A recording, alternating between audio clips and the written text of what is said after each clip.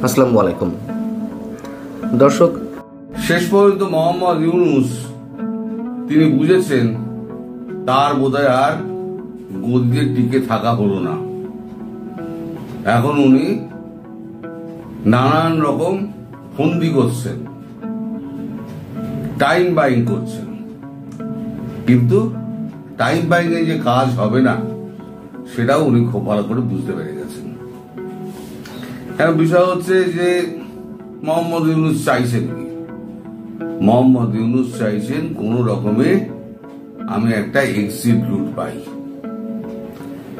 এখন দেশের যে সমস্ত উপদেষ্টা মন্ডলী আছে তারা এখন মোহাম্মদ ইউনূসকে নানান ভাবে কথা শোনাচ্ছে, তার বিভিন্ন রকমের প্রতিক্রিয়া, নিশ্চুপতা এবং মাঝে মাঝে খামখেয়ালি মন্তব্য করা, সবকিছু নিয়ে অসন্তুষ্ট হচ্ছেন যে সমস্ত উপদেষ্টারা আছে। এর আগে বলেছিলেন 3 জন উপদেষ্টা অফিসে আসছেন না, এখন আরো উপদেষ্টারা ঘর থেকে বার হওয়াই ছেড়ে দিয়েছেন। আসিফ নজরুল, তাকে দেখা যাচ্ছে না। আর ওই যে আমাদের শফিকুর আলম, বিতর্কিত প্রেস সচিব, তিনি যে কোথায় ডুব মেরেছেন, তাকে ওই ডুব সাঁতার দিয়ে তিনি আর ওপরে উঠছেন না। ওই শিক্ষা স্কুলে যে পড়েছিল, বিমান পড়েছিল, তারপরে সেখানে গিয়ে তারা ওখানে গিয়ে অবরুদ্ধ ছিলেন 9 ঘন্টা। আইন উপদেষ্টা 26 লক্ষ যিনি ঢপ মেরেছিলেন, 26 লক্ষ ভারতীয় কাজ করে, তিনি প্রথমে বড় বড় ভাষণ দিতেন জনতার সামনে একেবারে উদাত্ত কণ্ঠে, শেষে তাকে দেখা গেল একেবারে গড়াদের পেছন দিক দিয়ে মাইকে করে তিনি শান্ত হতে বলছেন। তিনি বলছেন যে আমরা আপনাদের সমস্ত তোমাদের মেনে নিচ্ছি, দাবি মেনে নিচ্ছি, সব দাবি সত্য, আমরা মেনে নিচ্ছি। তাও ছাত্ররা ছাড়েনি, 9 ঘন্টা আটকে রেখে দিয়েছিল। 9 ঘন্টা আটকে রাখার পর হাজারে হাজারে পুলিশ, তারপরে সেনা, এরা গিয়ে তাদেরকে উদ্ধার করে নিয়ে আসেন। সেই যে তিনি ডুব মারলেন আর ভেসে ওঠেননি, শিক্ষা উপদেষ্টাও আসছেন না। আর আমি বললাম ওই যে ডুব সাঁতার বেড়েছেন আমাদের শফিকুর আলম, তাকেও কিন্তু আর বড় বাদ দিয়ে দেখা যাচ্ছে না। সে ঘরে বাইরে সে একেবারে গণশত্রুতে পরিণত হয়ে গিয়েছে। বাকি যে উপদেষ্টারা আছে সেই উপদেষ্টারা এখন থরহরি কম্প। এই রেজওয়ানা ফেজওয়ানা যত ছিল না, সব বড় কথা বলতো, কার্পেট পেতে ওই করতে যেত, কি বলে, খাল পরিষ্কার দেখতে যেত, লাল গালিচা পাতা, সেখান থেকে হেঁটে গিয়ে খাল পরিষ্কার হচ্ছে। ওরকম খাল পরিষ্কার তো আমাদের এখানে রোজ হচ্ছে, কেউ তো যায় না। খাল পরিষ্কার হবে সে তো সরকারের কাজ, ওটা তো পূর্ত দপ্তর করে। সেখানে আবার লাল কার্পেট পেয়ে তারা গিয়েছিল। এখন সমস্ত লাল কার্পেট এখন কালো কার্পেট হয়ে গেছে, কেউ আর এখন বাইরে বেরোচ্ছেন না, সব এখন ঘরবন্দি। আর আমাদের প্রধান উপদেষ্টা তিনি তো পুরো হাইজ্যাক হয়ে গিয়েছেন, জামাতের হাতে তিনি হাইজ্যাক্ট, যাকে বলে হাইজ্যাক্ট। তিনি রাতে সোজা তাকে হাইজ্যাক করে নিয়ে যাওয়া হচ্ছে, সকালবেলা তাকে ছেড়ে দিয়ে যাওয়া হচ্ছে। এই অবস্থায় তিনি ঘোরতর প্যাঁচে পড়েছেন। ঘোরতর প্যাঁচ থেকে এখন কি করে বেরোবেন সেই বুদ্ধি খাটাচ্ছেন। এখন শেষ পর্যন্ত খলিলুর রহমান তিনি এখন রওনা হয়েছেন মার্কিন যুক্তরাষ্ট্রে। বলা হচ্ছে ট্রেড ডিল করা হবে। খোঁজখবর নিয়ে দেখুন, আমি জানি, কিন্তু বিতর্কিত মন্তব্য আমি করব না, কারণ এমনি সেন্সিটিভ ইস্যু হয়ে রয়েছে। তিনি কোথায় আছেন আপনারা একটু খবর নিয়ে নিন, জানতে পেরে যাবেন। এখন কাগজগুলোকে তো চুপ করিয়ে রাখা হয়েছে, সব কাগজকে এখন বলা হচ্ছে যে আপনারা আমাদের সঙ্গে সমর্থন করছেন না কেন, এই সমস্ত লেখা হচ্ছে। চাঁদাবাজির গল্প লেখা হচ্ছে। কালকেই তো 5 জন ধরা পড়েছে চাঁদাবাজি করতে গিয়ে। এনসিপির লোকেরা চাঁদাবাজি করছে, এবার নিজেরা চাঁদা তুলছে, এবার বদনাম করছে বিএনপি। বিএনপি যে করছে না তা নয়, বিএনপিও করছে চাঁদাবাজি, কিন্তু এনসিপি করছে কোটি কোটি টাকা।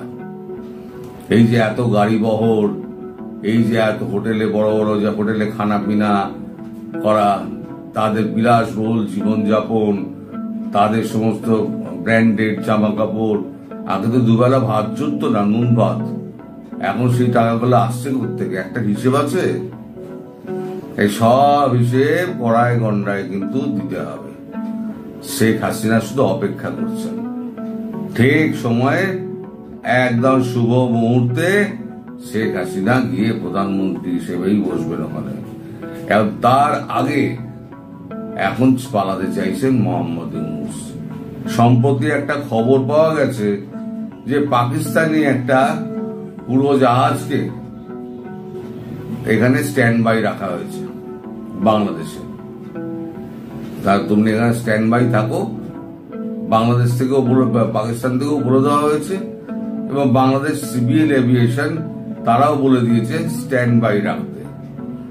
কারণ তিনি আমাদের মোহাম্মদ ইউনূস সমস্ত রাষ্ট্রগুলোতে, ইন্টারন্যাশনাল খিলাড়ি তো, সমস্ত রাষ্ট্রগুলোতে তিনি করেছেন, মানে মেসেজ পাঠিয়েছিলেন তাকে যদি রাজনৈতিক আশ্রয় দেওয়া হয়। কিন্তু কোন দেশই তাকে রাজনৈতিক আশ্রয় দিতে রাজি নয়, কারণ এমনি বিতর্কিত ব্যক্তি। তার উপরে একটা সন্ত্রাসবাদী রাষ্ট্র থেকে তিনি যে যাবেন, সেই সন্ত্রাসবাদী রাষ্ট্রের কোন মুখ্য মানে কর্তাকে তারা জায়গা দিতে চাইছে না। এখন সব দেশ থেকে তো আস্তে আস্তে ভিসা তো বন্ধ করে দিচ্ছে, ভিসারও রাস্তা সমস্ত ছোট হয়ে আসছে। মাত্র 11 মাস 11.5 মাসের মধ্যে একটা দেশকে একদম স্থিতিশীল থেকে অস্থিতিশীল, চূড়ান্ত আর্থিক উন্নতির জায়গা থেকে একদম অবনয়ন, আর একেবারে সফল একটা রাষ্ট্রকে একদম বিফল রাষ্ট্র পরিণত করার একমাত্র কি পার্সেন্ট যাকে বলে, সেটা হচ্ছে গিয়ে মোহাম্মদ ইউনূস, যাকে 1 বছর আগে আপনারা সার করে আপনারা সব লাভালাভি করতেন। সারের হায়াত হোক 1000 বছর আপনারা বলতেন না, এখন আর আপনারা বলেন? এখন আর আপনারা বলেন না। সার তো কবে, এখন দুঃশাসন হয়ে গেছে। কার সার এখন মানে দুর্যোধন, দুঃশাসন, যাই বলুন না কেন, শকুনি, যাই বলুন না কেন, মহাভারতের যত চরিত্র আছে কৌরব বংশের, সব চরিত্রগুলো ওনার মধ্যে সম্মিলিত ভাবে এসে গেছে। এখন ডক্টর ইউনূস এখন শেষ পর্যন্ত কোথায় যাবে? এদিকে খবর রটে গেছে নাকি পাকিস্তান নাকি একদম বিনা ভিসায় অন অ্যারাইভাল ভিসা তারা দিয়ে দেবে। তাহলে পরে কি শেষ পর্যন্ত পাকিস্তানের গন্তব্য কি পাকিস্তান? সব উপদেষ্টা মন্ডলী একদিন দেখবেন রাত্রিবেলাতে উড়োজাহাজে চেপে সব পাকিস্তানের দিকে রওনা হয়েছেন। তারপর পাকিস্তান থেকে যদি অন্য কোথাও যেতে পারেন সেটা আলাদা ব্যাপার, কিন্তু সন্ত্রাসবাদী রাষ্ট্রে গিয়ে ওখানে গিয়ে দেখুন কত সুখে আপনারা থাকতে পারেন। বলে না সুখে থাকতে ভূতে কিলোয়, তা আপনাদের অবস্থা তাই হয়েছে। সুখে ছিলেন, আপনাদের ভূতে কিলিয়েছিল। মানে আমি বাংলার জনগণকে বলছি, মোহাম্মদ ইউনূসকে না। মোহাম্মদ ইউনূস তো ঠিকই আছে, সে তো লুটতে এসেছিল, তার লোটা হয়ে গেছে। এইবারেতে প্রাণ নিয়ে পালানোর জন্য তিনি এখন ব্যস্ত হয়ে গেছেন।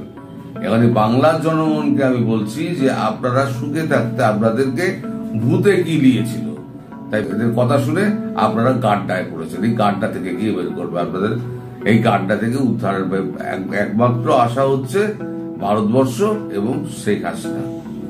এই যে শেখ হাসিনা খুব মানে বিরক্ত হয়ে গেছেন গোপালগঞ্জের ঘটনায়। শেখ হাসিনা অত্যন্ত বিরক্ত হয়ে গেছেন এবং তিনি যা স্টেটমেন্ট দিয়েছেন, পিলে চমকানো স্টেটমেন্ট। তিনি বলছেন আমি দেশে ফিরে এই যে 1 বছরে যা যা খরচ হয়েছে, যা যা বাজে খরচ হয়েছে, এবং যারা যারা করেছে, যত শত এই যে মামলা হয়েছে, যত মকদ্দমা হয়েছে, যত বেআইনি আটক হয়েছে, যত নিখোঁজ হয়েছে, সব খুঁজে আমি বার করব, কবর খুঁড়ে বার করবো লাশ।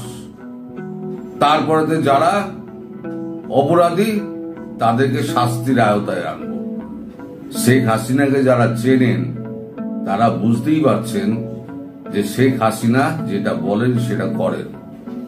শেখ হাসিনা এখন যদি গত 1 বছরের সমস্ত হিসেব নিকেশ নিয়ে বসেন না, কোথা দিয়ে কি করে এই সমস্ত টাকা পয়সা গেছে, এই যে রূপায়ণের এই যে এত বড় ফ্লোর, রূপায়ণ না কোথায় এনসিবির অফিস করেছে না, সেখানে গিয়ে রাত অব্দি সমস্ত মোৎসব চলতো। এখন সব বন্ধ টন্ধ হয়ে গেছে, এখন তো সব ঘরের মধ্যে কি বলে সেনাবাহিনীর ক্যান্টনমেন্টে সব লুকিয়ে বসে থাকে। আগে যে উৎসব হতো, মোৎসব হতো, ওখানে নারী কেলেঙ্কারি অনেক কিছু হতো, সব খবরই আমি জানি। কিন্তু ইউটিউবে এগুলো বলা ঠিক নয়, কারণ আমার তো যা সমস্ত কারবার আপনারা করে রেখে দিয়েছেন তার একেবারে হিসেব কিন্তু কড়াই গন্ডায় আপনাকে মেটাতে হবে। আপনারা সবাই দেশ ছেড়ে পালাতে পারবেন না, আপনাদের সবাইকে কান ধরে আবার নিয়ে আসা হবে। আপনি যাবেন কোথায়? এখান থেকে বড় জোর গেলে পাকিস্তান যাবেন, আর পাকিস্তানে তো অদৃশ্য গানম্যান ঘুরে বেড়াচ্ছে। পাকিস্তানি সন্ত্রাসবাদীরাই তো ওখানে ভয় বেরোচ্ছে না, আপনারা কি করবেন? পাকিস্তান সরকার কি আপনাকে সেই প্রোটেকশন দেবে না। আর আপনাদের মৃত্যু হয় হাসিনার হাতে, আর নইলে আননোন গানম্যানের হাতে যদি পাকিস্তানে গিয়ে পড়েন। আর যদি ভারতের হাতে পড়েন তাহলে বেঁচে থাকবেন, কিন্তু বাকি জীবন আপনাকে অন্ধকার কুটুরিতে কাটাতে হবে। শেখ হাসিনার হাতে পড়লে পরে তো আপনার মৃত্যু অনিবার্য। সুতরাং ডক্টর ইউনূস, আপনি গাড্ডায় পড়ে গেছেন। গাড্ডা থেকে এই আপনাকে খলিলুর রহমান উদ্ধার করতে ব্যর্থ হবে। এর বেশি আমি কোনো আঁচ দেব না। উদ্ধার করতে ব্যর্থ হবেন। তিনি আমেরিকা গেছেন বটে, কিন্তু বর্তমানে কোথায় আছেন সেই খবরটা পাবলিক আপনারা একটু নেওয়ার চেষ্টা করুন। মিডিয়ার লোককে আমি বলছি, আপনারা একটু নেওয়ার চেষ্টা করুন। তিনি গতকালকে রাত্রিবেলা অবধি তিনি কোথায় ছিলেন, আজ কোথায় আছেন এই বলতে পারবো না। গতকাল রাত্রিবেলা অবধি তিনি কোথায় ছিলেন? ওয়াশিংটন ডিসিতে ছিলেন, নাকি ফ্লোরিডায় ছিলেন, নাকি অন্য কোনো রাষ্ট্রে তিনি বসেছিলেন? কারো সঙ্গে হয়তো কথা বলছিলেন। আমি এর বেশি কিছু বলবো না, কারণ বিতর্ক আর ছড়িয়ে লাভ নেই। যখন হবে তো আপনারা দেখতেই পাবেন। আমি তো বলেছি জুলাই মাসে যদি হয় এই ঘটনা, তাহলে আগস্টে কি হবে কল্পনা করে নিন। আগস্টে কিন্তু অনেক কিছু নাটক কিন্তু দেখার বাকি আছে। এই নাটক কিন্তু সবে শুরু হলো। মানে নাটকের এখন যবনিকা পতন হবে, ওই ড্রপ সিন পড়বে খুব তাড়াতাড়ি। কত তাড়াতাড়ি সেটা ডেট আমি বলতে পারবো না, কারণ একবার ডেট বলে আমি ফেসে গেছি দর্শক, আর আমি ডেট বলবো না। কিন্তু যবনিকা পতন অনিবার্য। সবাই ভালো থাকবেন, সুস্থ থাকবেন, সাবধানে।